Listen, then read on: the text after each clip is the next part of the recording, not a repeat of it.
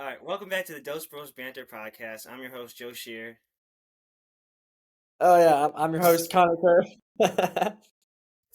Today we welcome a man who defied all the odds and became an All-American in spite of a catastrophic injury. We are very excited and honored to be able to talk to a terrific runner who I was able to run with at John Carrol. John Carrol, OAC D3 legend, Joe Backus. Joe, thanks for You're taking too time much, to Joe come on and Shear. talk. Thank you for having me. I appreciate it. Of course. I guess we'll start with, can you just tell us a little about yourself and where you're from and why'd you choose JCU? Yeah, so again, my name's Joe Backus. Born and raised in Ohio. I'm from Cincinnati, but raised in Olmsted Falls, about 30 minutes away from Cleveland. And the reason I chose JCU was because I liked how it was close to home, and just going on my visit there, the coach was very convincing of the culture and how they were moving in the right direction. So for me, I wanted to be on a team that was going to be winning, going to national meets, and I thought they'd give me the best opportunity to do that. Cool. For the real questions, do you have any favorite music or artists you have? Favorite music? I mean, Yeah. I kind of listen to what anybody listens to, but for me, when I'm in the gym working out or running or just have the headphones in on the train, I'll listen to maybe rap or basically just like rap, Yeah. R&B, pop. Right. Your favorite thing to do outside of running now that you are out of college? Yeah, so since I'm washed now, my favorite thing to do outside of college, or not outside of college, outside of running, is probably just like reading. I mean, I love reading a lot, so it gives me a break from work and kind of just gives me a peace of mind when I'm not busy crunching numbers all day. Right. For sure. You got you got a favorite food? Favorite food? Yeah. I mean, I love chicken parm. I mean, that's one of my favorite foods, but there's just so many good options. Like a burger for me is always a good classic, but if picks one that's not basic, I mean, chicken parm's really good. Okay. I like that. I like chicken parm too. Your favorite sports team? Probably the Cavs, right? Yeah, probably the Cavs. Yeah. I mean, I'm a big basketball fan. Basketball's been a part of my family. So, yeah, definitely Cavs and the Guardians and then Browns. If I had to rank all the city teams in Cleveland. For sure. Well, I guess I'll start off here. You were dealing with the injury your junior year, my freshman year. Wait, was it my freshman year? Yes. Yeah, right. it was your freshman year. It was my You were a freshman freshman year. when I was a junior. Yeah. I know that what I saw, and it wasn't easy for you. Can you I guess tell us a little about that, your injury? So, I mean, the biggest thing was just the mental aspect, obviously. And I feel like that goes with a lot of athletes. Just that whole, like, it even started at the end of my sophomore year. Outdoor track, I was running on our Ultra G a lot, and my coach was just always coming up to me asking, why are you on the Ultra G? Why aren't you outside? And I'm just thinking, well, something just doesn't feel right. And so we both kind of agreed to run through it the last month and try it out. And I mean, I was able to run a conference, but for me, I didn't feel like I was running at my potential. And so when I got to my junior year, I mean, that summer, it was a lot of rest, a lot of rehab, just a lot of PT, and it didn't really go anywhere. And so when I finally got my answer to having that torn labrum in October, I believe, end of October, it just kind of gave me some peace thinking, all right, I wasn't going crazy. I wasn't, I guess, falling off. I was more something that I couldn't control. But then obviously I was sad with the fact that, oh man, I had this injury and now I can't run with my teammates. So, I mean, it was calming, but it was also like, oh man, like this is going to be a long journey. Exactly. No, I remember you grinded, you got on the bike, you did your PT. I never seen some guy work harder on his PT. Thank you. I appreciate that. I guess any insight on the comeback and some people might not know. I mean, with the whole process, it's just a lot of early mornings for me. With that whole thing I told you to start with, how I wanted to come to Carroll to be on a winning culture, I wanted to set that. And so when there were other guys on the team hurt, I wanted to set that expectation of, all right, if we're hurt, we're going to be trying to get back. We're going to try to have early mornings. So for me, when I was rehabbing, I'd like to get up at 6, 5:45, whether I was in my room or walking over to our team space just to kind of get after it and kind of get my workout session in while the other guys would be at practice. Because even though I wasn't with you guys out there practicing, I wanted to feel like I was getting that same effort, and whether I was physically or mentally. So I guess that was one little aspect that people wouldn't know. But I mean, you saw most of it. Just I was on the bike, I was in the pool, and I was trying to like be around you guys when you were at meets and whatnot. But it's just a lot of figuring out what I wanted for my future and planning out how to get after it.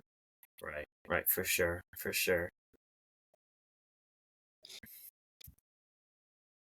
All right. I guess I can continue here. So your comeback story, January 2022, you had hip surgery. Were you nervous or scared? Or was that like your first like big surgery you've ever had? I mean, besides like my wisdom teeth, yeah, that was my first big surgery. But no, it was I mean, I wasn't really nervous. If anything, I feel like I got nerves from other people. My family was more concerned, if anything, because they're like, man, like this is pretty significant. Like, even if you do get healthy, you might not run fast again. And do you want to even go Right. through the whole rehab process? Because it's a lot. It's a 6 to 9 month recovery process where you have to slowly learn how to walk again. And for me, I was thinking like that's not even a question. Like, I like working hard. I'm addicted to working hard and the whole process. So for me, that whole rehab wasn't an issue. It was just, okay, let's get it started.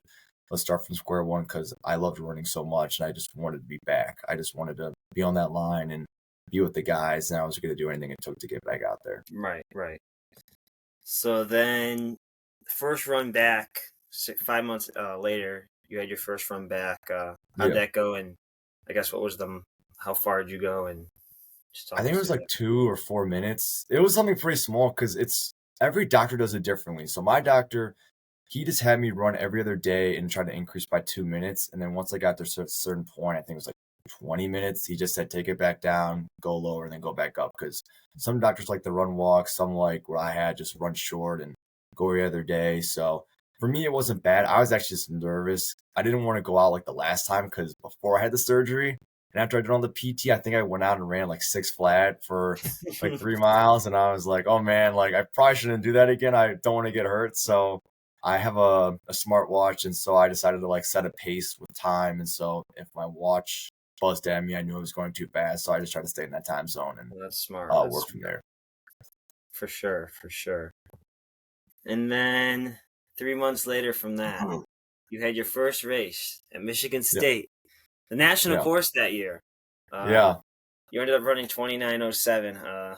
How'd you feel going after that? I think personally when I saw you ran that, it was great to see you out there with all the guys and with the team, especially seeing all the work you did leading up to it. I guess my personal thing, you didn't seem too happy about it, but yeah, I mean, I can explain. So like going into the race, obviously I'm nervous. It's been almost a year since I'd raced. And obviously, you know my mindset, like I wanted to be a varsity guy. And so, of course, going into this race, being over a year of having injuries, I went in there thinking I was a varsity guy. And so first mile, I go out in like 5:10, 5:08, something like that, something pretty fast for a starting mile. And then right after that, I think I just had my wake-up call. I'm like, oh man, like I got a long way to go. Because after that, I was just slowly falling off. And I remember I think about 1K or 2K to go. Our coach, Connor, he likes to do this thing where he just kind of looks at us and it's either be quiet or he'll give us a little like good job. And at that point it's like you're either not doing well or just kind of like happier out there. And so when I heard that, I'm like, oh man, like I got a long way to go before I get back. So after I finished that race, I was even telling people like it's my first race. I'm just glad to be out here with the guys, and everyone, like Joe said, was excited that I got to be out there because they saw the work I put in to get there. And after that, like I said, I just kept going back to the drawing board and doing what I was doing because I knew if I kept doing that I'd slowly get better. Right, for sure. If you don't mind me asking, what, after a race like that, I mean, this is 8 kilometers, right? Yeah. Yes. Your previous PB before that was probably like 25, 26, right? Correct. So, I mean, we've all been there. We've all had that 8K race that just, you blow up and you just kind of finish, and it's not fun. After that, after you finish that race, the moment you finish that race, was there something right away that, that was saying, what can I do to stay driven? What can I do to get motivated? What can I do to make it so, these next 2.5 months before potentially nationals goes exactly the way it needs to go? Like what's going through your head the moment you finish that race? And is it positive? Is it negative? And then like if it's negative, how did you make it positive? Okay, so I'd definitely say it was more negative at first because obviously going into the race, I wanted that varsity mindset. And then when I came back out, I was like, oh man, I have a lot of work to do. But then after like obviously a few minutes of thinking, I'm like, I just ran my first race. Like I'm really glad just to be back out here. And I felt good. Like my labrum felt good. No hip pain, no hamstring pain, no shin pain, nothing. I felt great. And even going into the season, nationals was never a goal. Like my goal was to get ready for a track season. And so the whole season, I was never thinking I need to get ready for November. I was thinking I just want to get better every race so that I can be ready for track. And then I guess during the middle of the year, I had a couple of really good races, and people were whispering to me like, "Hey, I think you could make the conference, all conference, and you make that regional roster be like an alternate." And I'm thinking like, like if I keep doing this stuff, then maybe I can make or even race. And so I just kept doing what I was doing, and it worked out. I was able to squeeze that last spot in and get on the travel team. For sure. That's exactly. Yeah, 2 weeks later after that, Michigan State Paul Shirt, you ran 25:46, which was a big jump from the Michigan State one. And then Yeah. like the week after that, you had another good race at Oberlin, the 25:57. And then I do remember you going up to me like at OAC's, like you wanted to get top 7, you wanted to be on that travel squad. And I remember you after that race, you did sneak it in. You got 17th overall in the whole race, and you were 7th on the team. Yeah. And 2 weeks out, now you had a shot to go to regionals. Your season wasn't over. Yeah. I guess, were you excited to like keep your season going? Oh, 100%. I mean, when I came on my visit, I told Kyle I wanted to be on a team that made it to nationals and even got a trophy. I just wanted to be someone where I could contribute and get to that high level. And so to finally get that chance, I was just so excited. Like I told Kyle after conference, like he wouldn't regret having me on that travel team, even though I just squeezed on there. Because there were other guys I'd beaten who he had training with the varsity guys all year. And for me, my season was interesting because I'm pretty sure I worked out with every single person on the team at one point. I feel like, except maybe you, Joe, because obviously, like you're more like the 800 and whatnot. But I Yeah, worked out yeah. with all types of groups. And we did have our But runs, though. We did have our runs. we had our easy runs together. You took me on those nice 8-minute pace runs, and Well, they do the trick. I'll just I say learned that from the 8-minute best. pace is the way to go on the easy I learned from the runs. best right over there. Yes. So, I mean, yeah, I was just super excited, and I just wanted to go in there and like my mindset. I think in the first time was just more team oriented. I wanted a lot of personal accolades for myself going into college. I wanted to just show people, my peers, that I could be a super accomplished athlete. And my senior year, just going into there, from my background at that point, I just thought, man, like I'm doing this all for the team. Like I want the trophies, the team trophies more, because I learned that if you run for the team, you're going to get your own accolades on the way. And that's what happened at all the meets. Right. For sure. Yeah, for sure. Joe Shear. I'd like to add one thing. A reference. Recently, D1 Nationals just happened. So did D2 and D3. You know, Joe Backus. I'm sure you know of Caitlin Toohey and NC State and their dominance. NC State was basically they were supposed. It looked like they were going to win. Caitlin Toohey ended up being sick, but she ended up getting 5th place, overall, and that's not what she wanted. She was the defending champ. I'm sure she wanted to beat Parker Valby. I'm sure she wanted to do all this for her individual success, but she didn't let this sickness and she didn't let this defeat. And the number 2 runner was out. She didn't let this negativity control her race. She made this race all about her team. She ran her heart out for her team, and she was a true champion. What else can you say about possibly the importance of running for your team over individual and why that is better in some cases? I mean, I think it's better in every case. I mean, when you have guys who are just going out there to run for you, it just means so much more. Like the guys at conference and even regionals are like, this is your first trip. We're going to try to make sure we can run well for you because you're a senior, you're not coming back. And it's a pretty special group when you're a senior because you got to leave it all out there. Because at least for me, I knew I wasn't going to take a 5th year and I just wanted to leave it all out there. So I knew that I wasn't going to be back next year. And again, just this whole idea of you can't take it for granted. So I went out there, ran every race with what I had, and it just made it so much more special because after we finished each race, I mean, we had a whole crowd of fans, family, and whatnot just supporting us and being super excited. And so when you get to cross the line and see that, it just makes you want to work even harder because the fans, them coming out there, it's just special to see them giving you love and support for everything you've been through. Like I remember when I crossed the line and I saw my dad, and he just kind of said like, "Whoa," because he didn't think I'd be good again, or he didn't think I'd be at the level I was at. So to just see that smile on his face and see that I was kind of back to a form that he thought I could be at was just great, and it made me want to go harder at nationals for that final go around. For sure, for sure. So then at regionals, you had a big jump from the seventh spot. You got seventh spot, the OIC championship. You finally got in. You got the spot, and then you had a big jump all the way to third on the team. Yeah. In a big time PR with a 24:32, which was pretty big. I mean, people say the course was short, but besides Either the fact, way, I was seventh. either way, region, you so jumped that's pretty what well. matters. Any thoughts on how you like really helped JCU secure back-to-back regional titles?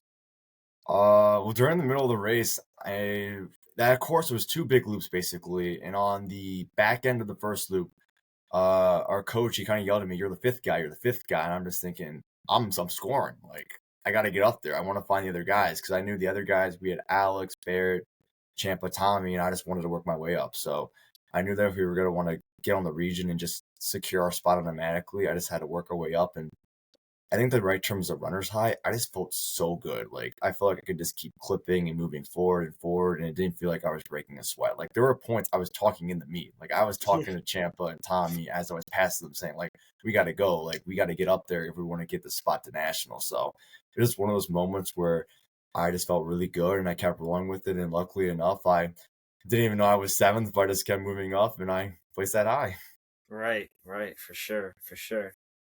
And then, well, a week later, at the biggest stage of all, you're in a 25:30, 31st in the country, and Yeah. became JCU's fifth ever All-American, and helped Mm. JCU secure back-to-back fourth place finishes at nationals.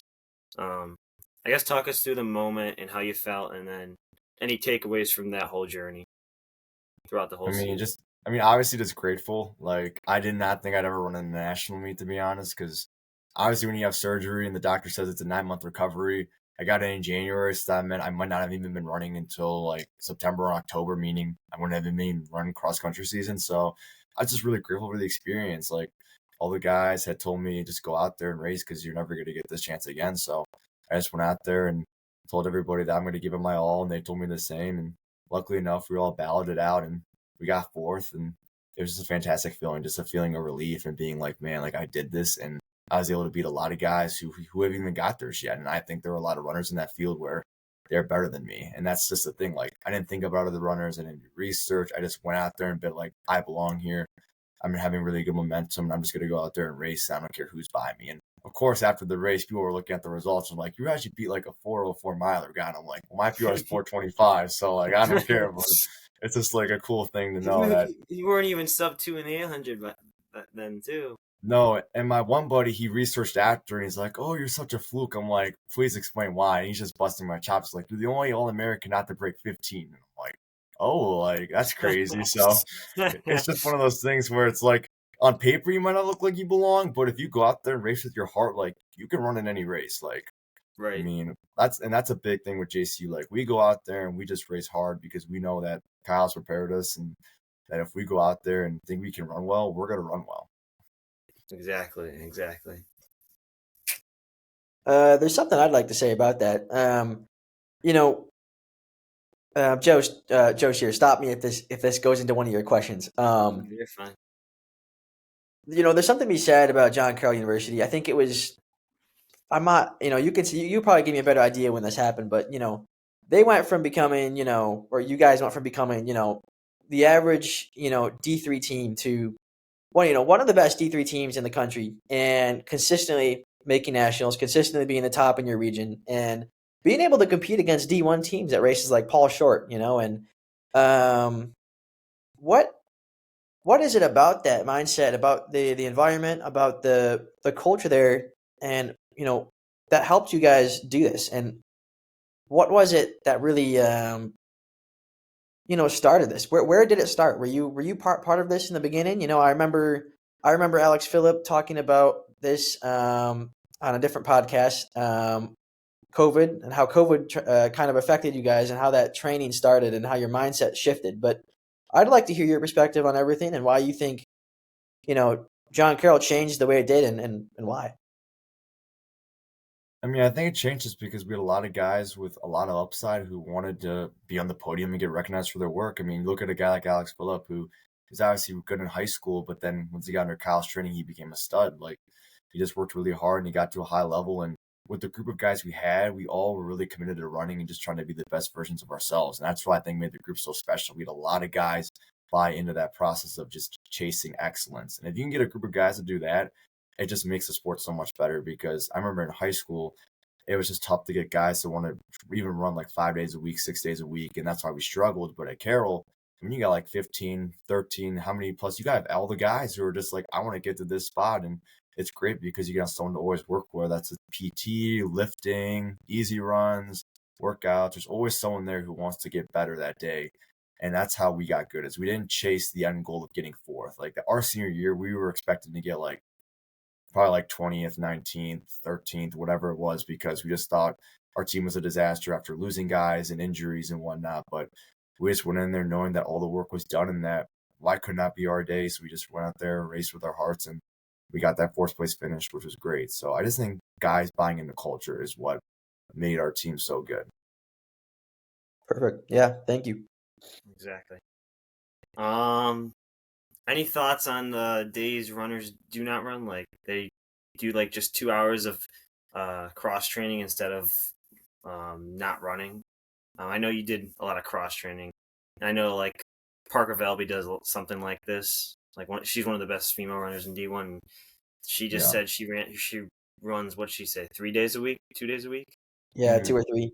Yeah. And like all of her mileage is pretty much just her workouts. Yeah.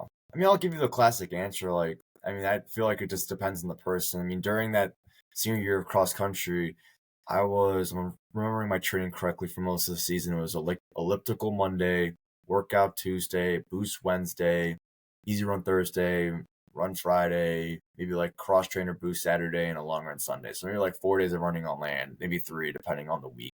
But again, it just depends on people. Like before my injury, my coach and I sat down. We were planning to have me by like 90 to 100 miles at like peak my junior and senior year. But then obviously things changed and we changed my training and it worked out just as well. So you just got to find your fit. So whether that's, again, trying 90 maybe sometimes during one of your years and then maybe trying 15 cross training. I mean, anything could work for somebody. You just got to find it.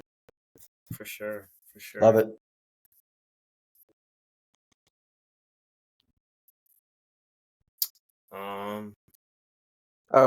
Yeah, I got some questions. Sorry. All right. No, go ahead. You go. Wait, Joe, you go ahead. You go ahead. All right, I'll go. You think? Do you have any advice you could give to like a future or collegiate athlete trying to balance like college life? I mean, I feel like the best advice I can give is don't go too deep into running. Like, don't make your identity just your sport. When I got hurt, I don't want to say I had a crisis, but I just thought like, what if I can't be on the team anymore? Like, did I pick John Carroll to run? Did I pick John Carroll to be a student? So when I was injured, I just really had to think and reevaluate what I was doing. And so when I was hurt, I took a lot of time to kind of go into other things I was interested in, such as church and like writing and whatnot. So I'd say just don't put your identity into one thing. Make sure you have a lot of other activities, because if I came back to running and I wasn't healthy, and I mean, I'd probably still hang around the team, but I probably wouldn't have ran because it would have just been miserable. I would have probably been the first ever cross country team manager. So that's probably what I would have done. So just make sure you have a good balance, because you never know when that your sport's going to be taken away or your passion. So just have a good life balance. For sure. Balance is the key. And then I feel like you could probably give us a good answer on this. This one hits me personally the deepest. So I feel like, there are a lot of high school runners, when you get to a certain level in high school, you're starting to think, hey, I can run in college. Or, if you get to, a certain level where it's like, maybe you're running low 4:30s for a mile, or you're running sub 10 for the 2 mile. You're like, a lot of people at that at that point they're starting to think, whether they're a sophomore or junior, they're starting to think, hey, I want to go D1. I want to go big. I just saw this person on Instagram on this reel, or I just saw this YouTube video. I'm motivated. I want to be at their level. I want to be what they're doing. I want to do everything they're doing at this time and whatnot. And it's like for me, after I started running pretty well junior year in high school, all these goals that I kind of threw away, in my earlier years came back to me, and I started thinking about this. I wanted to be the best, and I got caught up in that, and I got caught up in thinking, hey, I have to be at this point at this time, and I have to do this to go D1, and I have to go D1 or I won't get where I want to go. And that was horrible. That was horrible for me. That made a very poor senior year mentally, and it's something that was with me until recently, that I finally realized, hey, you got to find your own path. You got to make your own path, and you got to do it for you. And what is something you could say to those high school runners out there that whether or not they're running fast times, what is something you could tell them to say, hey, make sure you're doing this the way you need to do it, and think about it, because there's so many defeats and lows that can happen in this sport if you don't do it right. Even I college. mean, you just gotta ignore that outside noise, as cheesy as it sounds, and have a good circle of friends. I mean, like during my injury season, I just had a good circle of people who I could talk to and who would fill my ears with what I needed to hear, not what I wanted to hear. And I just thought that was important. And even going from a high school perspective, I obviously wanted to run D1 because you think D1, you think of the best of the best. Like, and when you're a high competitor, you just want to face the best in the world, the best in the country. But for my skill set and what I knew I could do, I obviously wasn't that times out of high school. But I thought, like, that doesn't matter. I still love the game. I still love running. So I want to go run at a school that's going to give me the best competition. And when I sat down with Kyle, he told me that's what we're going to do. We're going to be for great expectations. We're going to have a great team. And if you come here, you're going to run against the best of the best. And I'm thinking, wow, like, he's going to take me, he's going to make me better, and he's going to care about me. And that's like the biggest thing, because my high school coach didn't really have too much care for us. There was one time where he left his assistant coach to coach us for a meet because he wanted to go watch a Clemson football game instead. And so to go to a school where your coach is like, I'm going to make you your own training plan. I'm going to make sure you have the best people to see for injuries. It was a done deal. Like, if they give you the best options to be the best athlete, that's the school you should go to. Whether that's D1, D3, NAIA, D2, whatnot. Just look at the options they're giving for you. And if they have the best blueprint, go there. Absolutely. Kind of leading off of that, for the runners out there or non-runners, one of the big things we kind of want to hammer home with this podcast, Joe and I talked about this right away, is, obviously we want to talk about running, we want to talk about, competition and times and improvement, but the biggest thing we wanted to hammer home was wisdom. And, so do you have any like profound words of wisdom, something positive about life you could share with anyone? It doesn't have to be about running. This could be the target audience of the regular school student. It could be a runner, a parent, anything. What's something you could say, that really shows a positive outlook towards life or a mindset? Just have faith. I mean, everything happens for a reason. So whether that's the dream school you've been wanting to go to for academics doesn't work out, or whether that's the relationship you in slowly fades away, just have faith, because, I mean, once you put like a lot of trust in God, I feel like things just can go a better route for you. Because for me, I like to control a lot of things, and that's a big downfall, because when things don't go your way, you might start to panic and feel like, why is this going my way? Why can't I be with this person? Why can't I go to this school or run this time? And I feel like once you let that go and let that idea of control into someone else's hands, you just feel so much better. A whole thing of stress relieves you. And so if you're able to just let life kind of happen, you just live so much better. You're happier, you're less stressful. And when those good things you thought of do come around, you're even more excited, because it's not like you were saying, oh, this had to happen on this date at this time at this place. It just happened. And when the moment's there, it's grateful and more enjoyable, and you get to really cherish it. Great. Yeah. I have one more thing. Unless you want to go, Joe. No, you can do okay. your All thing. right. All right. Okay. So I think something we've noticed, really over the last, I'd say 6-7 years, is like, especially in the most recent 2-3 years, is Division III is obviously it's becoming an outstanding division to be a part of. It's it always was something incredible to be a part of. No matter where you went to school, it was something great, But the times that Division III runners are now running, the competition, one of the things I love about indoor track and outdoor track is especially indoor track, is there are a lot of invitational meets where D1, D2, D3 compete. And what we saw last year at those Boston meets is a good majority of those runners that running those sub 4 mile times are right there on the cusp, or running sub 14 for 5K and or running sub 8 for 3K is our Division III athletes. And take out the super shoes, take out the fancy tracks, take out everything.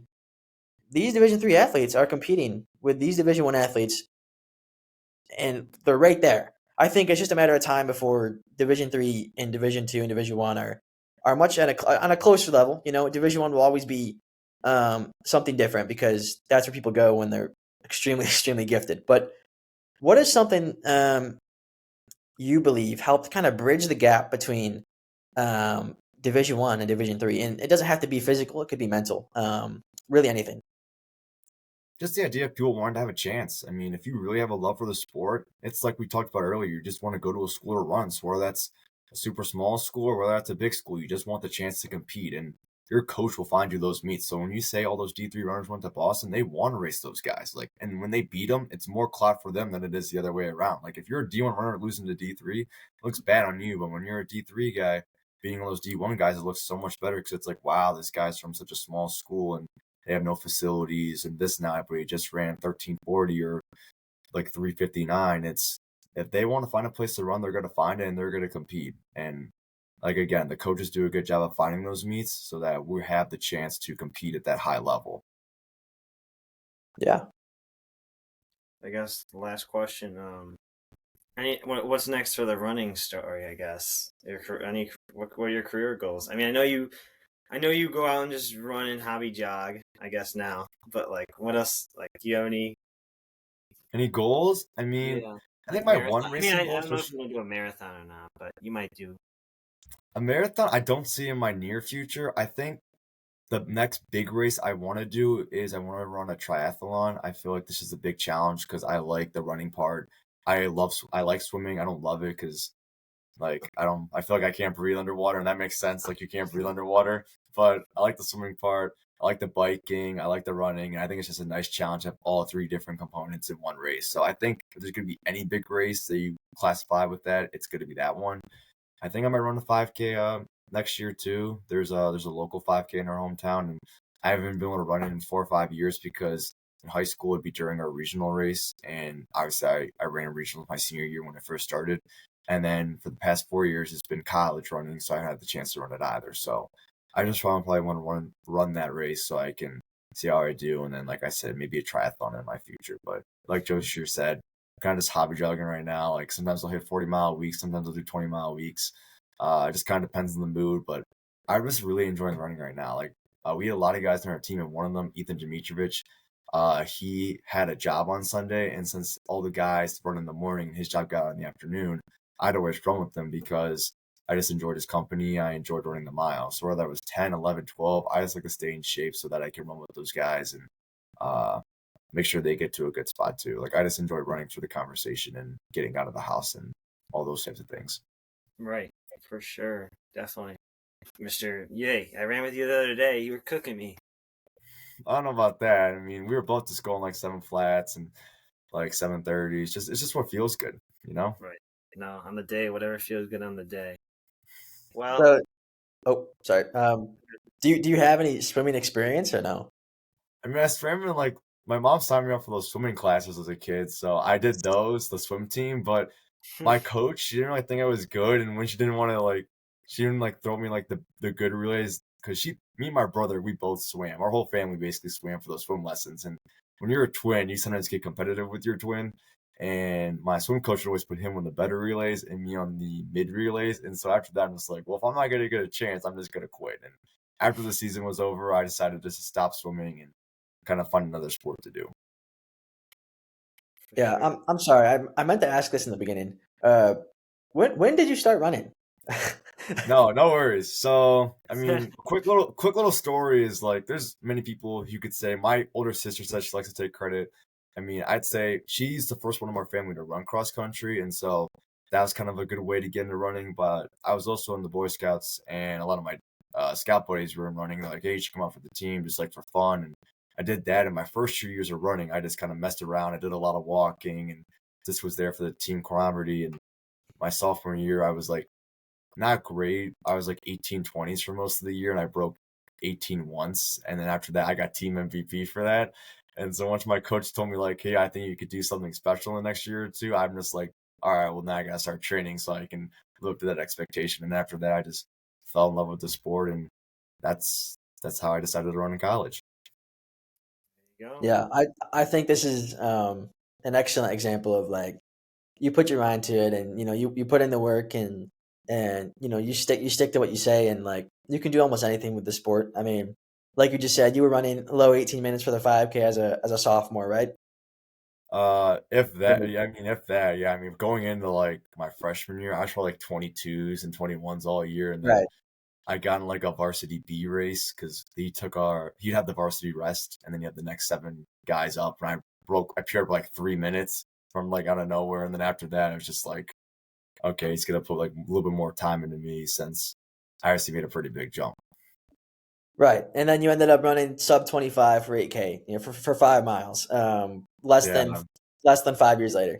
yeah, So exactly. Just that breaking 15, getting all American, just things I always wanted in my future, goals I had set, but to see it finally come into action was just it was incredible. It was yeah, fantastic.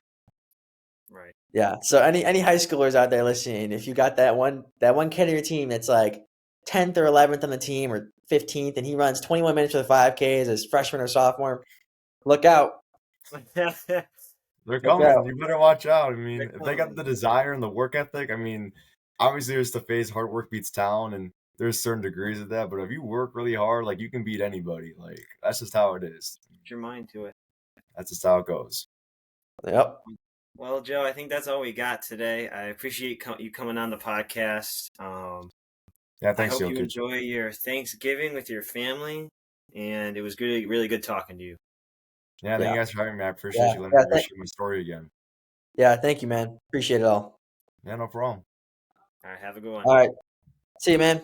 See ya. See ya.